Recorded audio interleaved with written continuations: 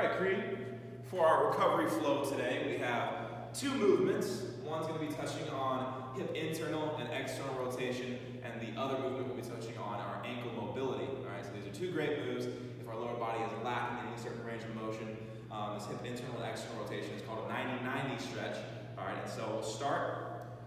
First, we'll show the full progression of what we're trying to achieve with this motion. We're going to start hands up, feet about shoulder width apart here, and we're going to let both knees fall to the ground. Notice how when this inside knee or her right knee over here falls down, it's behind her heel, behind her left heel. It's not on top of it or real far away from that heel. It's just right behind it, hugging that heel. All right, we're trying to get both knees to collapse onto the ground here. From this position, what we want to do is take that inside leg, drive this into the ground, and just move that inside leg as far as we can. You should feel a stretch in that groin area.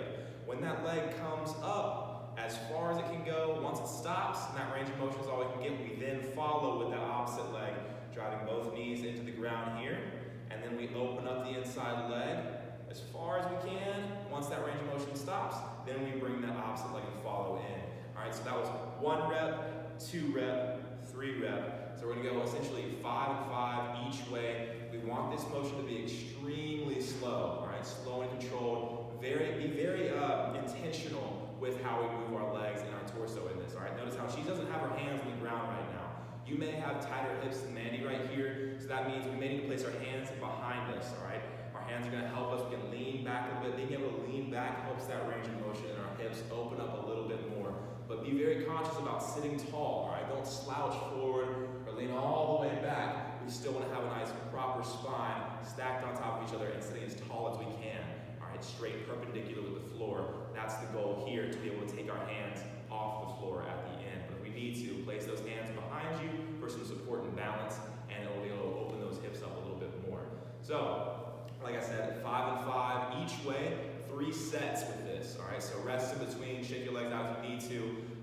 Your hip internal and external rotation should be able to increase a little bit for a short period of time here. If we do keep up with this move over time, we'll notice permanent changes in that range of motion with our hip internal and external rotation. I promise you, posture will feel better, squats will feel better, lunges will feel better, we'll feel all around more stable in that midsection.